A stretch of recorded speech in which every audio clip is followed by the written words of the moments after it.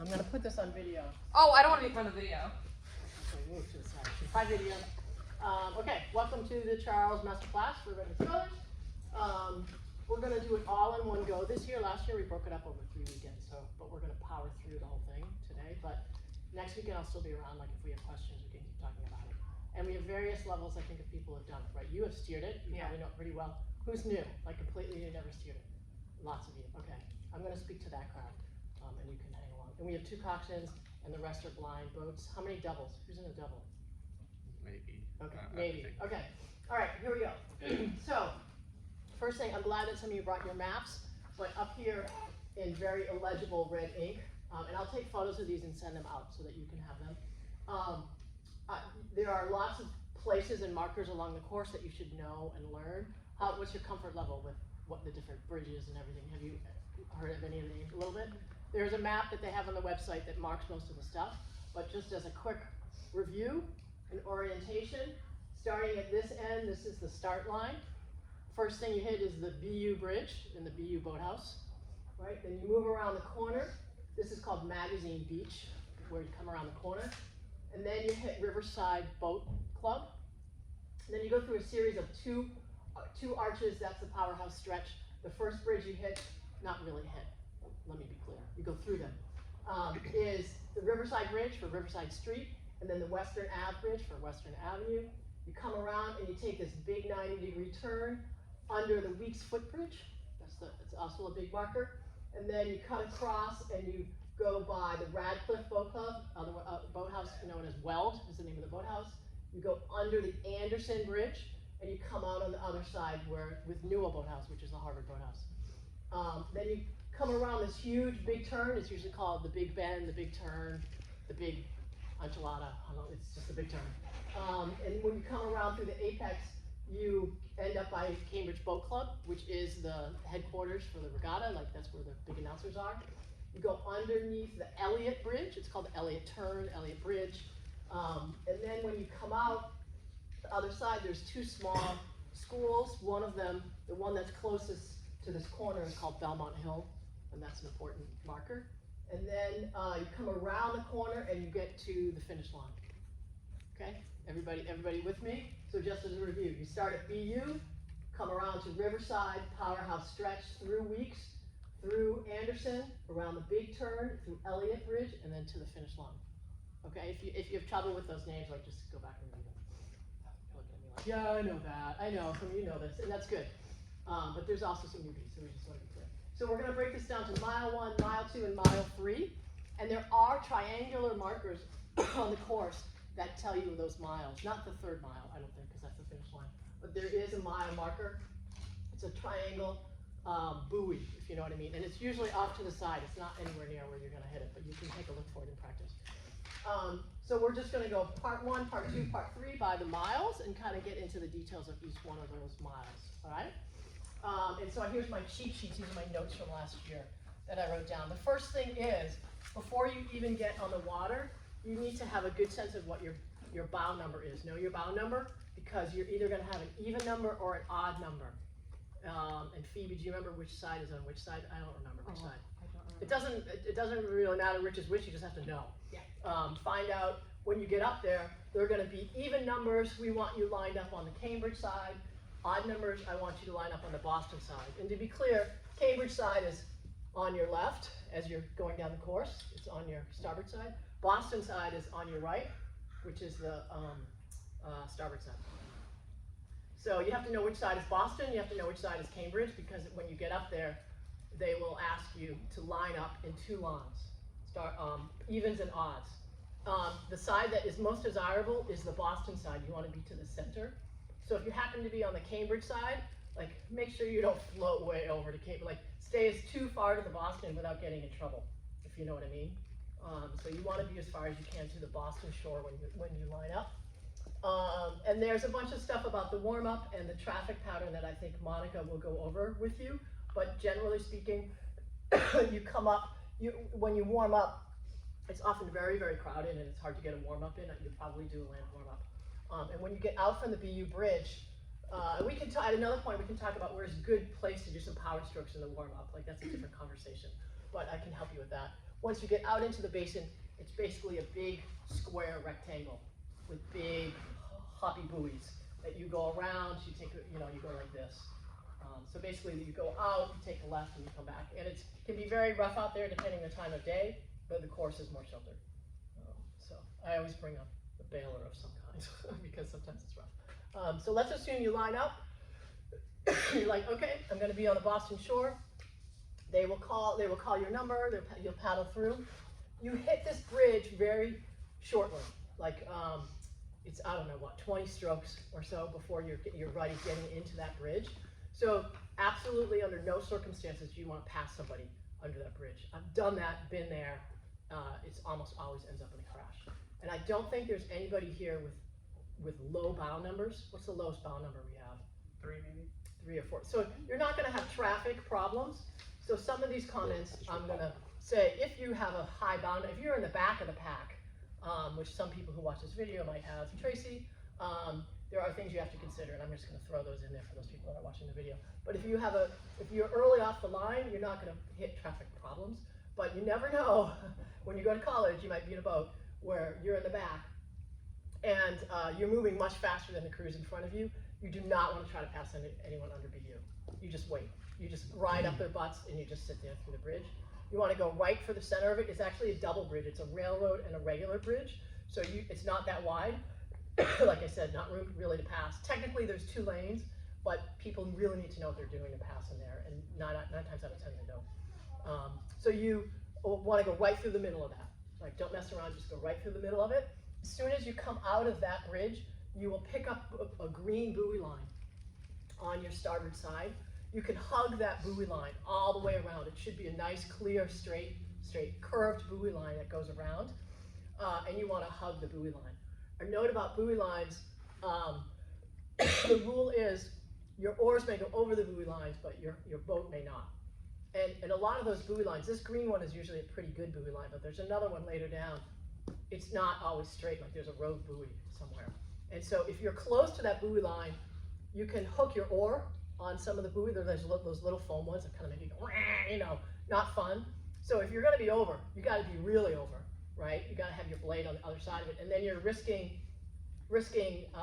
floating over. If you are coxing, for sure you guys can do that, no problem. You can see exactly where it is. But if you're in a straight boat, you might want to be inside that buoy line so that you're not risking any buoys, either hooking them or missing a buoy on that side.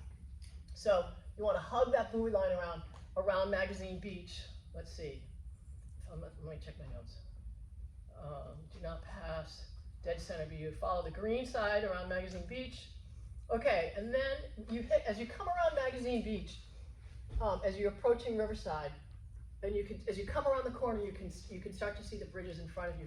It's actually a very tricky part of the course if you are in a straight boat. It's not that hard if you're a coxswain, because you can just see, right? You're just boom, that's where I'm going. But when you're in a straight boat, it's kind of tricky because you're on the green side, right? You're like, follow the green, and then there's this moment where you actually want to sort of transfer over to the red side as your orientation, and you have to, I call it a float. So you come around Magazine Beach, and then you float out to the red buoy line. And it's between, you can see the apex of the turn here, between there and the Riverside Bridge. So basically, as you come around that corner,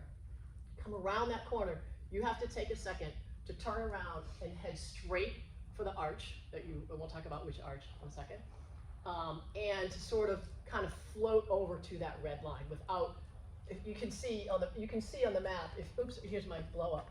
Here we go, I have a blow up. You come around here, if you float out too far, you end up over here, right? And now you've just like come all the way out, and then you got to come back in again. So you want to come around the green and then head straight for that next arch and avoid going too wide. Right? But you don't want to go too narrow then, because then you get caught up in the buoy line again, or you're heading to the wrong arch. Olivia, question? Is there like a bump, so like last year you said like a big willow tree? There is a tree. So if you look at the video, so this is one of the things you should look at on the video, and you should look for in practice. Don't just take the video. As you come around here, there is a concrete wall. There's a wall that people sit on and cheer. And then after that, there's actually a tall tree. And I always know, like, that tree is the place where you got to start to float out a little bit. And that's where you should look, like, okay, now I gotta orient myself to the arches. So when you look at these arches, there are two legal arches, one in the middle and one towards the Cambridge shore. So that would be on your starboard side, right? The ideal arch is the center arch. If you are in the back and you come around that corner and it's just a cluster of boats in front of you, another option is to cut it really tight and go to the inside arch. I don't think anybody here is going to have that problem or issue. Can you say that again? Sorry? Can you say that again? So if you are in the back and you're overtaking a bunch of people, like, and there's just a cluster of people, because by the time you get to this part, like you're a half a mile in, boats are starting to bunch up. So you come around this corner and it's just a complete cluster of boats. Then one thing you can do is cut it tight and cut it right around Riverside and take the inside arch along the Cambridge shore. But I do not think anybody in this group is going to have that problem, right? You all have good bow numbers. I think you're going to be fine in the middle arch. I don't think it's going to be a problem. So come around, ideal arch is the middle arch, and you just haul right through that arch straight away. It's like the straightest part of the course. It's the only straight part of the course. It's called the powerhouse stretch for that reason. So there's two bridges, Riverside, Western Ave, and you just haul right through them. You don't want to be in a position where your blades are over the buoy line, because if you hug it too tight, you're going to have a problem with the next bridge that we'll talk about in a second. So it's fine to be blades clear of the buoy line there. You want to come around and head straight through it. Okay, that was mile one. Anybody tired yet? No. Wow. Questions so far? Wyatt, you good? This is a relatively simple part of the course, other than that float out. Yeah. I have a question. So through the first bridge, would we go to the inside arch or to the outside arch? There's a middle arch, and then there's the outside arch. Sorry, which way you're saying it's? There's a Cambridge arch, which is a little arch, and then there's a big middle arch, and then there's the other side. Oh, so there's three arches when you go through the center one? You go through the center one. If you go through the other one, you'll see you have to go to do it. You don't want to do that. I think, I can't remember if it's even legal or not illegal, but it's not worth doing in any case. You'll see it. If you look at the bridges, you should go look at the photos, like this is what the bridge looks like. You'd be like, yep, boom, right there through the middle. And you can see the black railroad bridge and the concrete bridge kind of doing an X. So it's a weird, the bridge is not straight, but you can head straight through it. So you'll come in, you'll go in and you'll be close on your port side, you'll come out close on your starboard side, but you'll be fine. So, questions? Okay, mile two. So mile two, down the powerhouse stretch, you are hauling into the Weeks Avenue Bridge. This is a big place where you can lose speed on that 90-degree turn. I'm gonna put my notes back here. Let me check out my notes here. Powerhouse stretch. Follow the red buoys. Okay. So the big thing about the about this turn at Weeks is you have to start the turn before you get there. If you wait till you're under the bridge, it's too late. So maybe 5 strokes before you hit that, you actually are going into it, you have to hit the turn. The other thing is, in a small boat, in the singles and the doubles, like, you can hug this buoy line pretty close. If you listen to Yas Farouk's commentary, she'll say, don't be close at Weeks. Start on the outside and cut in. And that is true in a very big boat. But if you're in a single or a double, you can start a little farther in, no problem. But what she points out that you want to make sure you don't do is you don't want to turn too late, because then you will just go flying past, then you go flying past and you have to come back around, right? So you don't want to go straight and then turn after, because then you're way over here. You're on the Cambridge shore in a pond by yourself. So you have to make sure that you hit that turn before you actually get to it. And there's a footing, the place to see it, as you come down, you can just look for this inside footing, like you can see where that footing is. So you just come down, you're following the red, and you spot that footing, the bottom of the bridge, and you just keep your eyeball on that. You just make sure to clear that and you'll be okay. So you have to clear that footing, and then you'll be like, yay, I cleared it, I'm good. No, you're not good. Keep turning, right? It's like almost a 90-degree turn. You've got to come all the way around on that turn, because if it's not big enough, you end up heading into the weld boathouse. You have to swing all the way around past the weld boathouse. So coming out of weeks, should be closer to port or more centered? Closer to port, on the arch, Yeah. to port, as close as you can get to port. As long as you don't hit that footing, you're good. And then the buoys afterwards should be just follow those. So here where it gets tricky, you got to swing around, but if you swing all the way around, you end up going to the wrong shore, right? So this is another very tricky spot, because as you come around, the buoys will fall away over to the Cambridge shore over here, and so if you swing all the way around to the buoy line, you are then gone too far.